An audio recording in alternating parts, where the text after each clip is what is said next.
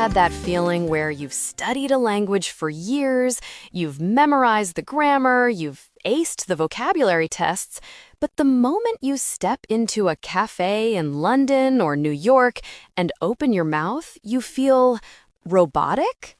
It's the uncanny valley of language learning. You're technically correct, your sentence structure is perfect, but something is just off. It's too polished. It's too clean. Exactly. You sound like a textbook, not a human being. And that is exactly what we are dismantling today.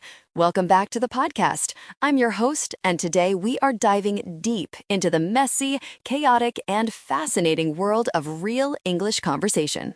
And I'm thrilled to be here to break this down. Because, honestly, the English you learn in school is often a sanitized version of the language.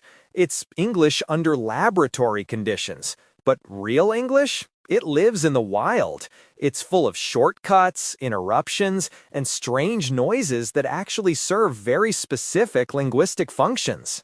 So grab a coffee, get comfortable, and let's essentially unlearn some of the bad habits your textbooks taught you. We're going to look at the mechanics of how native speakers actually talk, starting with the biggest myth of all, the perfect sentence. Right. If you transcribe a real conversation between two friends, it looks like a disaster on paper. It's fragmented, it's repetitive, but it's efficient. In linguistics, we talk about the difference between transactional language, where you just want to get information across, and interactional language, which is about building a relationship. Let's look at a concrete example. In a textbook, a dialogue might go, "Hello, are you free later this afternoon?" "Yes, I am. Why do you ask?" "I am thinking about going to a restaurant." And if you talk like that in a pub, people will think you're a police officer wearing a wire. Real speech is about reduction. It's about doing the least amount of work possible while still being understood. So that same conversation actually sounds like this. "Hey, you free later?" Maybe. Why?" "Thinking about grabbing a bite." Notice specifically the grammar disappearing there. Thinking about grabbing a bite. The subject, I, and the auxiliary verb, am, just vanish. Is that lazy or is that efficient? It's efficient. It's what we call ellipsis in linguistics. We drop words that are obvious from context. If I look at you and say, "Hungry?" I don't need to say, "Are you hungry?" because the context provides the rest. This creates a sense of intimacy. Speaking in full, perfect sentences creates distance. It feels formal and cold. So, step one to sounding natural is stop trying to be perfect. Embrace the mess. Now, let's talk about how conversations actually begin, because nothing screams foreigner quite like, "Hello, how do you do?" Oh, absolutely. Unless you are meeting the Queen in 1952, please don't say that. We need to talk about phatic communion. This is a term coined by the anthropologist Bronislaw Malinowski way back in the 1920s. He realized that a lot of our speech isn't about sharing facts. It's just social grooming. It's like monkeys picking bugs off each other. It just means I am friendly and I am not a threat. So, when I say, "Hey, how's it going?" or "What's up?" I'm not actually asking for a medical report on your life. Precisely. And that's where learners get tripped up. They treat "how are you" as a real question. They start answering, "Well, I woke up late and my back hurts." No, you've just violated the social contract. The correct answer is a reflexive response. "Good. You?" "Not bad." "All right." Let's role play a natural opening so people can hear the rhythm. I'll start. Go for it. "Hey, how's it gone?" Pretty good. You? "Not bad. Crazy weather today, right?" Yeah, totally. Feels like summer and winter at the same time. Okay, stop there. That was maybe 4 seconds. But notice the ping pong effect. It's fast, short answers, and then immediately pivoting to a shared observation, the weather. The weather is the ultimate phatic topic because it's a shared experience, we are both in it, it's safe ground. But let's move to the next stage. You've started the conversation. How do you keep it alive without it dying an awkward death? The secret weapon here is the follow-up question. I see so many learners treat a conversation like an interview. They ask a question, get an answer, and then ask a completely different question. It feels disjointed. Exactly. You need to chain the conversation. You take the answer you just got and build the next link from it. If you say, I went to a new sushi place, and I say, do you like movies? The conversation crashes. Right. Instead, you need the what questions. Oh yeah? Where? Was it good? Who did you go with? Let's try that. I'll give you a statement, you drive it forward. Ready? I finally tried that new sushi place downtown. Oh, really? How was it? Surprisingly good, actually. Nice. What's your order? Just some salmon rolls and miso soup. Classic. Was it expensive? Not too bad. Cool. I might check it out this weekend. See how effortless that felt? You just took one piece of information, sushi, and sliced it up into 3 or 4 tiny interactions. And notice something else we did there? The ums and the uhs? Ah, yes. Fillers. Or, as linguists prefer to call them, discourse markers. Teachers hate them, they tell students to avoid them, but the data shows that native speakers use them constantly. And they aren't just garbage words, they serve a cognitive function. Wait, explain that. How does saying like or serve a function? Well, take or These are what we call floor-holding devices. When I say I am signaling to you I am not finished talking. I am processing my next thought. Please do not interrupt me. If I just stayed silent while thinking, you would assume I was done and you would start talking. The buys me time. That makes so much sense. So if a learner is silent while trying to find a word, it creates this awkward vacuum. But if they say, well, basically, it keeps the flow going. Exactly. And is a fascinating one. It's an appeal to solidarity. It's saying, we share the same worldview, right? You understand me? It pulls the listener in. A sentence like, it was kind of weird, conveys hesitation, shared understanding, and a softening of opinion, all through those useless filler words. So don't be afraid of fillers. They are the glue of conversation. Now, let's talk about being a good listener, because in English, listening isn't a silent activity. No, absolutely not. If you sit there stone-faced and silent while I'm telling a story, I will think you hate me, or that you've fallen asleep. This is called back-channeling. Back-channeling. I love that term. It's the soundtrack of the conversation.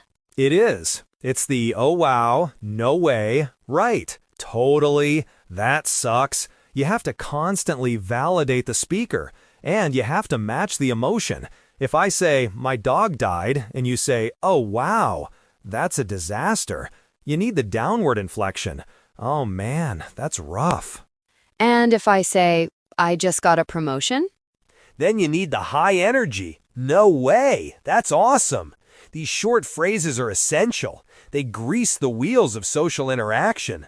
Without them, a speaker feels like they're performing a monologue in a void. Let's talk about shifting gears. In a textbook, you might see, now I would like to discuss a different topic, which again sounds like a robot. How do we naturally pivot? We use transition markers. By the way, that's the classic one, but there's also speaking of that, which is great if the new topic is slightly related, or actually, if you just remembered something. It's about signaling the brain that a turn is coming. The following conversation. And the ending was crazy. Nice. Oh, by the way, did you finish that report for work? It's a hard right turn, but the, oh, by the way, acts like a turn signal on a car. It warns me that we are changing lanes. Precisely. And finally, we have to talk about the hardest part of any conversation, the exit. Ending a chat is actually socially dangerous. You risk rejecting the other person. You can't just say goodbye. That's psychopathic. It is. You need a pre-closing sequence. You need to signal that the end is near before you actually say goodbye. Usually, this starts with the word anyway or all right, followed by a reason to leave. So it sounds like, well, anyway, I should get going. Or, all right, I gotta run. And then the other person confirms it, yeah, catch you later. And then you say bye. It's a dance. Anyway, reason, confirmation, goodbye. If you skip the steps, it feels abrupt. Let's put this all together. We've covered phatic intros, fillers, backchanneling, and exit strategies. Let's do a full, messy, real-life simulation. No script, just us applying these rules. Let's do it. Morning. How's it going? Hey, good. A bit tired, though. Yeah? All night? Kinda. I stayed up way too late watching this new show. Oh, nice. What show? It's called Midnight Stories. It's really good, actually. Cool. What's it about? Kind of hard to explain. It's like mystery mixed with comedy, you know? Interesting combo. Right, but it actually works. You working today? Yeah, sadly. You? Same. Meetings all morning. Oof, good luck with that. Thanks. Anyway, I should probably get going. Talk later? For sure. Text me. That felt so much better than the textbook version. Did you notice the oof, the kinda, the anyway? It creates a rhythm, it feels human, and that brings us to the most important advice for our listeners today. If you want to speak real English, you have to stop translating from your native language in your head. Yes, translation is too slow. You can't process the anyway or the you know if you are mentally translating every word. You have to think in chunks. Don't learn the word how, then is, then it. Learn the chunk, how's it going? It's one unit of sound. And my biggest tip, listen. Not just to the words, but to the silence and the noise between the words. Listen to podcasts, watch YouTube, but pay attention to the emotional reactions. How do they show surprise? How do they show sympathy? And finally, permit yourself to make mistakes. Fluency is more important than accuracy in casual conversation. If you say, I go to the store yesterday instead of went, people will still understand you. But if you pause for 10 seconds to find the word went, the conversation dies. Do you remember your first real conversation in a second language? Oh God, yes. I was in France. I was terrified. I just kept saying we like a broken record because I didn't know how to transition topics. I felt so foolish. But that's the phase everyone goes through. I once answered a question completely wrong because I misheard a phatic opening as a real question. The guy looked at me like I was an alien. But you survive, you learn.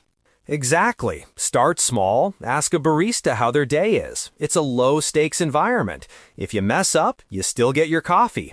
But those little moments, those micro-interactions are where you build confidence. This has been such a great breakdown. I hope everyone listening realizes that real English isn't about big words or perfect grammar. It's about connection, rhythm, and just being human. Couldn't agree more. Real English is messy, and that's what makes it beautiful. Thanks for letting me geek out on linguistics today. Always a pleasure. All right, everyone, that's it for today's episode. We hope this helps you navigate the wild world of real conversation. If you enjoyed this deep dive, please like the video, subscribe to the channel, and drop us a comment. Tell us, what's the weirdest slang or filler word you've heard native speakers use? We'd love to hear about it. Thanks for listening, and we'll see you in the next episode.